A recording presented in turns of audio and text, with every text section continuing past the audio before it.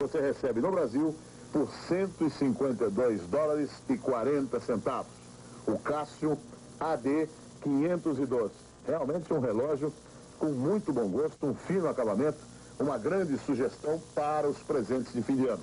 A gente volta a insistir que você tem normalmente 3 semanas para receber a mercadoria no Brasil, com exceção do Baby, que é de 4 para cima, em razão dos pedidos que são imensos, mas é bom você já se preparando para o Natal. Esse Casio AD 512 é um presentão para você. Bacana esse Casio. Bacana, né? Você não estava olhando para mim? Eu estava lendo. Eu estava lendo esse daqui, que está incrível esse daqui. Esse é o G-Shock DW6. Olha o tamanho do G-Shock? G-Shock. Esse é um digital alarme.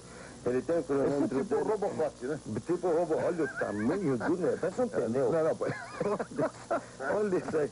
E a gurizada gosta, né? Quanto maior assim, olha o tamanho. Isso é para skate, né? Para surfista. Isso aqui é para surfista. Realmente é bacana. Na direção do vento. E ele tem o cronômetro progressivo e regressivo. Quer dizer, vai para frente e vai para trás. Isso aqui é legal. É legal. O cronômetro regressivo é bom. Marca os dias da semana, do mês, a prova d'água até 200 metros. Opa, o Tolimão, toda vez, eu não testo nada. Ele começou com 30 metros de profundidade, foi para 100, agora 200. Tá na ficha que ela fez. Que dia nós vamos para a Ana Paula? Você conhece? Até o Natal. Até o Natal nós vamos a Ana Paula, que é a responsável das fichinhas. Por tudo. Está grande Ana Paula. Grande Ana Paula. Que é a prova d'água até 200 metros. O preço Ana dele... Paula, a prova d'água até 200 metros. Não, o Casio G-Shock. O G-Shock. Ana Paula chega a 2 metros, ela já para. já para. Então vamos lá. Então vamos lá. G-Shock. O preço do G-Shock aqui em Miami, 63 dólares. O imposto, 25 dólares, nós estamos nos 40%. 25 é o frete, 113 entregue no Brasil. O G-Shock DW6000, tá? Esse relojão aqui. Beleza. Tá? Garotada. 113 dólares entregue no Brasil. E vamos ver agora a grande novidade do Luciano. Muito bem. Antes da grande novidade, o que é negócio de Santa Catarina aí? Vamos lá. Antes eu não salvo você, amigo. Você tá vendo? Obrigado. Nada. Atenção, pessoal aí do Paraná e de Santa Catarina. Nós estamos com o telefone agora aí em Curitiba, tá? É Curitiba, né? O telefone? É em Curitiba, na cidade de Curitiba. 041, anota aí, o pessoal de Paraná e Santa Catarina anota. Os meus queridos paranaenses. 041 322-0305, tá? O que é esse telefone? Esse telefone atende os 7 dias da semana, ok? É um associado, é um revendedor já da Carol Shop, tá? Um revendedor do catálogo. Então, todos os pedidos que vocês veem aqui no programa, pode ligar nesse telefone, o pessoal de Paraná e de Santa Catarina. Não precisa gastar DDD. Não precisa chamar São Paulo, não. Isso aqui é uma forma que nós estamos começando, já estamos introduzindo, Luciano, que é para desafogar um pouco São Paulo. Que realmente o pessoal está lá, é porque o catálogo que ligam. É brincadeira o que ligam pedindo o catálogo. Ligam, pedem catálogo. Quer dizer, então tá. E nós apresentamos hoje, hein? E nós apresentamos. Já estão ligando hoje, barbaridade, Então o pessoal que de Curitiba e Paraná é só ligar e aí 041 3... Vai estar marcado esse telefone aí? Vai. Tá aí marcado? Esse é o Paulinho. Repete. 041 3...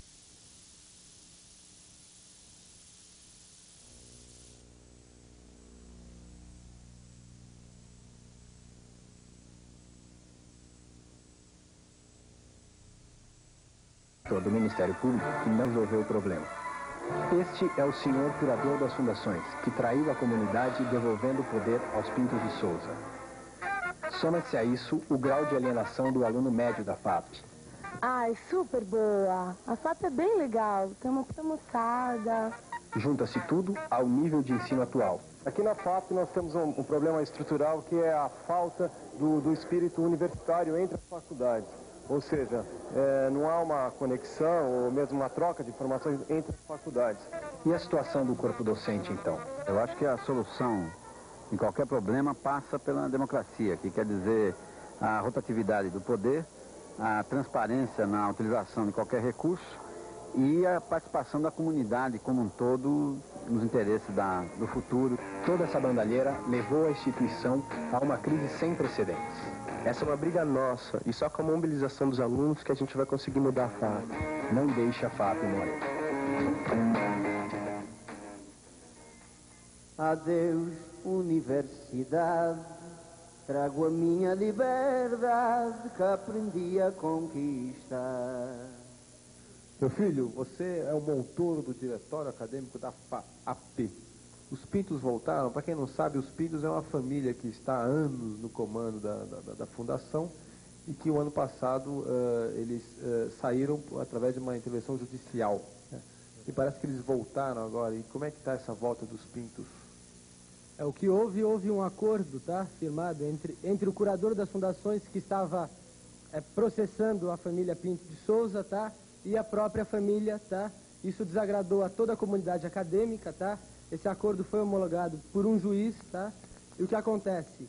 Com esse acordo foi descumprido o estatuto da fundação que prevê a eleição da diretoria por uma eleição feita pelo conselho curador e não por indicação, tá. E, além disso, nós estamos questionando a legalidade do curador das fundações em fazer um acordo, tá? Tá. Nós estamos tomando as devidas providências, tá? No campo judicial. Vocês estão com advogado aqui? Nós estamos com advogado aqui. Está presente também o advogado da FAAP aqui. E essas acusações, eu queria ouvir o advogado da FAAP. Essas acusações das quais foram feitas através do VHS, elas condizem com a verdade ou não? Fala o microfone, por favor. Esse é um programa democrático. É interessante, deixa eu só completar, tá? Complete. É interessante ressaltar que, além das ações cíveis, tá? Há um inquérito policial, tá? Com as mesmas irregularidades cometidas pela família Pinto de Souza, tá? E isso não foi arquivado com esse acordo. Então, eles continuam sendo processados, tá? Pela polícia. Tá bem. Vamos ver agora o outro lado. O outro lado é simples. A FAAP foi feita, na realidade, pelo casal Pinto de Souza, que sempre foram diretores. Como fundação, sempre regeu-se por suas regras. Eles que construíram as faculdades. Não era nem a intenção do Conte, que pretendia apenas uma escola de belas artes. Houve uma intervenção. A intervenção era totalmente desmotivada. Desmotivada? Como assim desmotivada? Foi comprovado judicialmente que as alegações feitas pela curadoria não tinham base. Não existia nada. E $1 milhão aí? Que história é essa do $1 milhão? Não é $1 milhão. A FAAP, durante 10 anos, ela participava do capital de uma empresa em que Roberto Pinto de Souza era um dos acionistas. Ela recebeu esse capital em doação dele. Ela fez aumentos de capital, ela tinha créditos em conta corrente, como qualquer acionista, sem nada de errado. Bom, isso foi reconhecido numa sentença judicial. Tá bem. Então, o que interessa é que nós estamos aqui debatendo não particularmente a FAAP, mas esta crise da universidade e esta guerra declarada que há entre alunos e reitores. E aqui ao meu lado, uma das reitoras que costuma sofrer algumas invasões em sua sala, que é a reitora da PUC. É verdade que a PUC financia o déficit da igreja ou não? Não. Por que a PUC é uma faculdade tão cara com os prédios caindo aos pedaços? Bom, em primeiro lugar, guerra entre reitor e estudantes não existe. Tá certo? A guerra não é de reitor com estudante. Na Casper Libero existe ou não? Existe. Casper Libero não tem reitor. Não existe. A situação... Dizer que a universidade financia débitos da Igreja Católica é brincadeira, não existe nada disso. Os prédios estão caindo aos pedaços, sim. É muito difícil de manter, sim. A universidade é uma das mais caras do país, não. Hoje a mensalidade da PUC está terrivelmente defasada, varia em 220 para os cursos mais baratos e 550 para os cursos mais caros. Está defasada, tem que haver uma negociação, é muito pouco. Os salários de professores são altos, os professores são altamente qualificados, altamente titulados, em tempo integral a maioria. Uma universidade custa muito caro. Então, o que a gente precisa ver é como criar mecanismos para diminuir o ônus sobre o aluno do custo da universidade. É esse o problema que tem que ser resolvido e tem que envolver a sociedade nessa participação no financiamento do estudo dos estudantes de universidade. Acho que é por aí que passa a coisa. Muito obrigado. Agora, a compensação, temos aqui o pró-reitor da USP, uma universidade estadual, portanto gratuita, e que recebe a verba diretamente do ICMS, parece que é 4,76% do ICMS, quer dizer, não há nenhum tipo, não há a mão do governo do estado nesta verba. Isto melhorou o nível de ensino da USP? Vocês conseguem agora, tendo a verba em mãos, administrar de uma maneira que vocês consideram mais justa ou não? Digamos que o ensino na USP sempre foi muito bom, né, Marcelo? Melhorou a situação de gestão da USP. Isso realmente melhorou. Algumas faculdades deixam a desejar. Eu mesmo tive experiências péssimas na USP. Bom, digamos que o ensino da USP sempre tenha sido bom. Agora ele é melhor, o fato de vocês terem a verba diretamente vinda do ICMS? A gestão melhorou bastante. Deu mais liberdade de atuação para a reitoria e para as unidades. O professor da USP, ele é uma pessoa que ganha um salário justo? Não, os salários são baixos. Principalmente nos degraus iniciais da carreira. Quanto está mais ou menos o salário do professor da USP? Isso varia demasiadamente, Marcelo. Varia de acordo com o título, né? Em função da titulação. Um professor com mestrado, por exemplo, quanto está ganhando? Deve estar ganhando por volta de 3 milhões. Eu não tenho esses dados na cabeça, não. Eles variam tanto. E um da PUC com mestrado? Bom, no momento nós estamos em situação melhor do que a USP. Isso é muito raro, diga-se de passagem. Não há professor que ganhe bem no país inteiro. O salário em tempo integral na PUC varia de 4.500 a 9. Existe alguma lei que regulamenta a mensalidade das escolas? E essa lei é obedecida ou não? Existe. A lei prevê que se estabeleçam as anuidades com base nas planilhas de custo. Essa lei não é obedecida porque, se fosse obedecer às planilhas de custo, seria muito caro para os estudantes. Então, na PUC, ela é muito abaixo das planilhas, muito abaixo. Isso criando faz parte problemas do espírito econômicos. Católico? Não, eu acho que não é uma questão de espírito católico. É uma universidade que presta um serviço e que quer continuar a prestar. E acha que precisa ter os alunos, precisa atender a população e precisa ter um salário mais ou menos razoável para professor. Então, tem mecanismos de bolsa e tem uma anuidade um pouco mais baixa. Você vê universidades hoje na base de 1,5 milhão, 2 milhões um curso, 2,5 milhões. Por mês? Por mês. E não é possível pensar que um estudante possa enfrentar uma coisa dessa natureza. Então, a PUC aguenta e vai fazendo com o mínimo de gasto possível. Normalmente, por isso que os prédios estão caindo aos pedaços, mas se faz o mínimo para cobrir a folha de pagamento e tenta arrumar as outras coisas por outros mecanismos.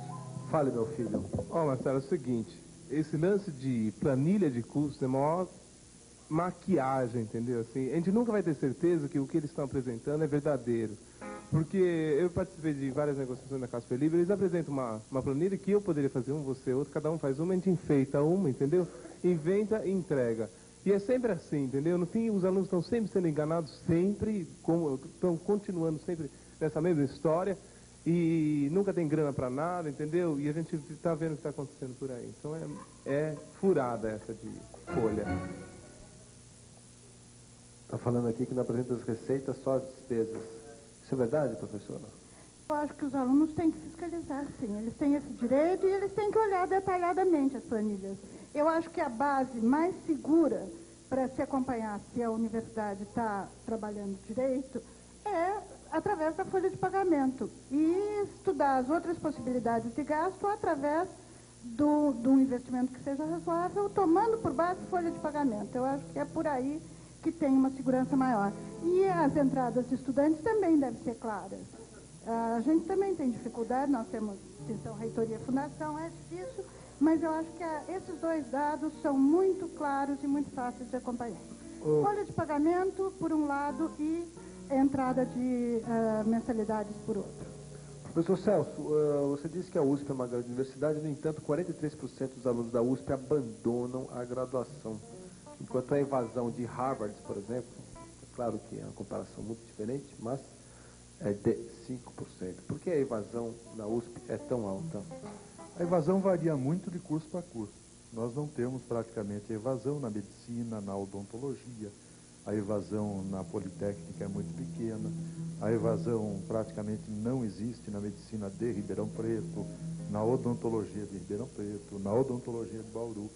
É que a USP tem um trabalho muito amplo na área das licenciaturas.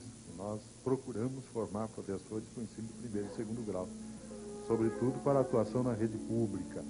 E nestes cursos a evasão é muito grande. Agora, tem um outro detalhe também, eu fiz as contas aqui, eu achei uma coisa impressionante. O aluno da USP custa por mês 2.655.000 cruzeiros. Estudar $5.000 por mês. O da Unicamp, que é onde eu faço o meu mestrado lá, custa 4.568.000 cruzeiros por mês. Por que é um aluno tão caro esse aluno da USP? O aluno da USP é mais barato do que o aluno da Unicamp. É mais barato até do que o aluno da Unesp. Bem mais barato. Mas mesmo assim é muito caro, 2.655.000 cruzeiros por mês. Depende muito do modo como se faz esse cálculo, não é? A universidade pública no Brasil, sobretudo as universidades públicas e estaduais, são muito caras. Por mês. $5.000 por mês, $5.000 por ano, 2.655.000 cruzeiros por mês. $5.000 dá 25 milhões. Né? Mais até 30 milhões. Veja, a universidade forma profissionais, forma pós-graduados, né? A Universidade de São Paulo forma cerca de 50% dos doutores do país, não é? A universidade pública normalmente é muito cara porque ela cuida da incorporação de toda a inovação produzida no mundo, não é? Inovação tecnológica, intelectual, artística, e isto realmente envolve despesas muito grandes, com laboratórios, com hospitais, com funcionários, não é? Agora, outra pergunta, a USP, ela tem havido incentivo à ciência pura, você disse, e esse incentivo tem vindo também do governo federal, ou isso é uma coisa particular da USP? Não, o governo federal sempre teve uma participação grande através de entidades financiadoras, como a FINEP, CAPES, CNPq. Nestes últimos anos é que esta participação do governo federal caiu bastante, em função da política econômica. Parou de receber novos projetos, né? Foi. Agora, a mesma coisa, a saída para a universidade pública são os convênios com a iniciativa privada, uma atitude condenada até pela UNE, pela União Nacional dos Estudantes? Não, veja, convênios com as entidades privadas não são uma saída para a universidade. O relacionamento da universidade com o mundo da produção e com o mundo do trabalho é uma necessidade indiscutível. A universidade deve ser a retaguarda, inclusive, para um desenvolvimento tecnológico e de produção mais significativo no país. Agora, não como saída para a universidade. As universidades públicas dependem mesmo de recursos públicos. Agora, Natália, você fez PUC, né? Por que você parou a PUC? Bom, na verdade tinha um problema assim, de ritmo com as coisas, é um pouco lento toda a maneira como era ensinado, assim, né? E eu tinha uma coisa muito... Inclusive eu fazia psicologia na época e agora depois eu trabalhei como cantora, como música, também teve uma diferença profissional, assim, mas também é uma questão de ritmo, assim, de como era ensinado as coisas. Era muito lento e muito devagar, assim. Você aprendeu alguma coisa na PUC? Não. Não? Não, na verdade eu não sou exatamente uma... Eu parei, fiz 1 ano e meio e parei, assim, né? Mas inclusive o que eu aprendi foi muito desespero de estudo, muita agonia. Na verdade, eu aprendi uma experiência super traumática para mim. Eu sou péssima para falar sobre isso, porque eu não sou uma boa conselheira para isso. Ô Leila, os diplomas das faculdades particulares, no seu caso da PUC, elas têm boa situação no mercado de trabalho ou não? Eu não vou colocar a PUC exatamente como uma universidade particular. É uma universidade de direito privado com muitas características públicas. Tem sim. Inclusive, as várias pesquisas de mercado e as várias avaliações públicas sempre colocam a PUC no nível mais alto. Você veja, por exemplo, que nós temos 1/3 da pós-graduação com bolsa das agências financiadoras. Isso é uma coisa que em poucas universidades você encontra. E se você pegar qualquer pesquisa de mercado, você vê a PUC entre as primeiras colocadas em pelo menos 10 ou 15 cursos, tem 22. Então, é indiscutível. Quer dizer, o fato de pegar um exemplo de uma pessoa que não se deu bem num curso e que realmente diz que não estava no curso que queria, eu acho que é um pouco capcioso. Eu acho que a gente precisa avaliar um conjunto de problemas. Todos os cursos têm problemas, todos os cursos têm adequações, eu acho que em todas as universidades. Agora, algumas são muito boas, e a PUC está entre elas. Quais são os melhores cursos da PUC? Não, os cursos da PUC são muito bons. É muito complicado pedir para uma reitora dizer qual é o melhor. Mas quais são aqueles seus? Mas são todos muito procurados. Psicologia, jornalismo, são cursos bastante conceituados. São muito conceituados. Psicologia, jornalismo, direito, economia, letras, é um sem número de cursos, serviço social. Então, a questão não é... É difícil mesmo falar. Esse é o problema. O problema é que a qualidade da PUC é muito boa. E é das melhores. Você pode pegar qualquer classificação, a PUC está entre as 10 primeiras. 8ª, especificamente. Fale, meu filho. Eu gostaria de fazer uma pergunta para a dona Leila. Tá? A senhora participou da banca examinadora do concurso de professores da Casper Libero, né? Eu queria saber se ela aprova a idoneidade do concurso. O que ela achou, se realmente é legítimo o concurso que houve para entrada de professores na Casper Libero. Eu vou participar de banca, ainda não houve. Ainda não houve? Houve sim, senhora. Então, a senhora ficou de fora. Tem uma série de provas e provas escritas de horário. Fala perto do microfone. E eu não vou discutir idoneidade de concurso de nenhuma instituição. Mas eu não tenho nada a opor. Eu fui convidada como banca para muitas instituições e não tenho nada a dizer contra nem a favor. É um concurso como qualquer outro. É porque geralmente é manipulado esses concursos, tá? Principalmente na Casper Libero, tá? Os professores entram, os professores... Amigos dos professores. Não amigos dos professores. Na USP também não ocorre esse mesmo são problema? Amigos do diretor. Tá? Na USP também não ocorre esse mesmo problema?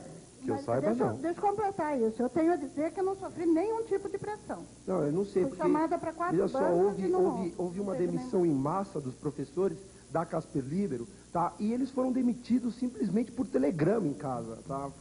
Foi dada as férias e... Bom, cada faculdade tem o seu caso particular. Mas isso é um problema que também se refere à USP, quer dizer, a famosa panela de professores, que sempre entram professores amigos de professores. Não é verdade, Marcelo.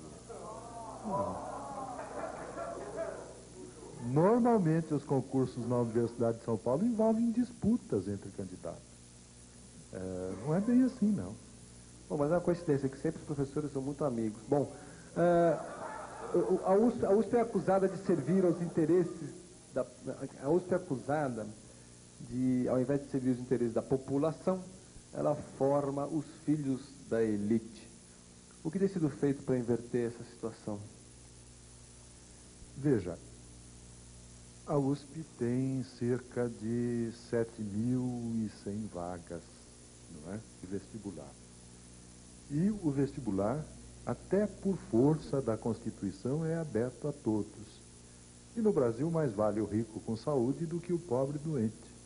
Então, como a USP é a universidade mais procurada, normalmente entram nos cursos da Universidade de São Paulo candidatos bem dotados, intelectual, social, economicamente, mas isto em alguns cursos, numa parte dos cursos. Há toda uma USP, não é? Das licenciaturas, dos cursos noturnos, onde, de modo geral, predominam candidatos que vêm da escola pública. esta imagem da Universidade de São Paulo como uma universidade que serve às elites é parcial.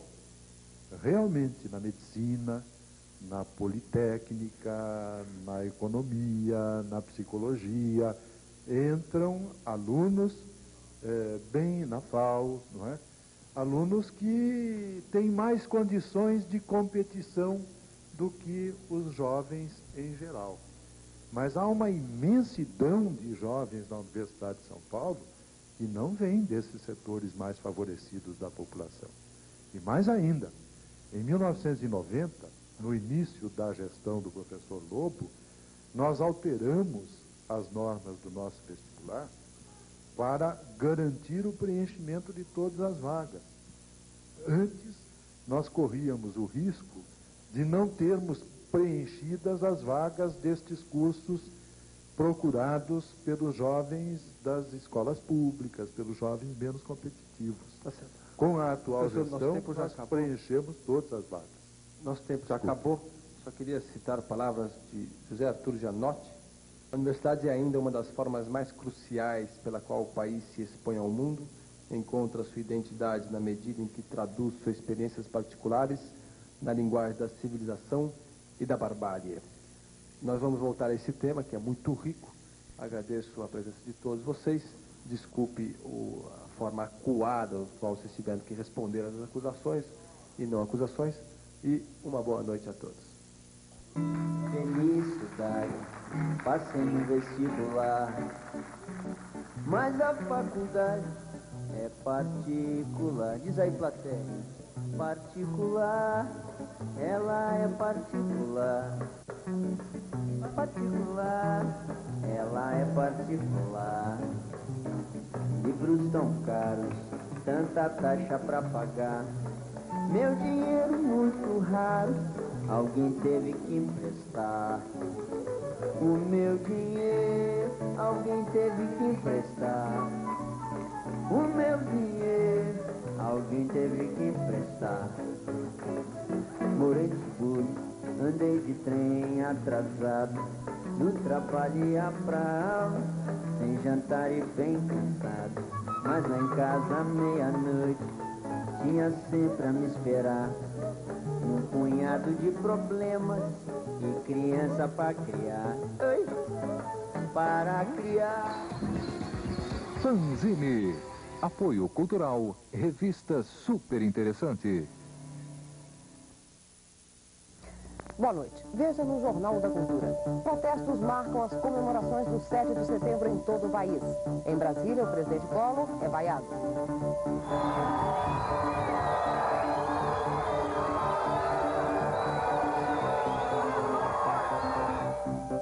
O ministro da Justiça, Célio Borja, diz que os disquetes de PC Farias apreendidos pela Receita não comprometem Collor. Na África do Sul, um protesto da oposição acaba em tragédia. A polícia abriu fogo contra os manifestantes, matando 25 e ferindo 200. O Jornal da Cultura começa às 11h10, logo após o Roda Viva. Até lá. Na sessão de cinema, um filme da fase inglesa do mestre Hitchcock, O Homem que Sabia Demais. Durante as férias na Suíça, o pai de família tem acesso a informações que o envolve numa trama de espionagem e assassinato. O Homem que Sabia Demais. A primeira versão de um clássico de Hollywood. Sessão de cinema. Todas as sextas, 20 para meia-noite, você tem um encontro marcado com o jovem Hitchcock. Roda Viva, apoio cultural, Philips Matchline.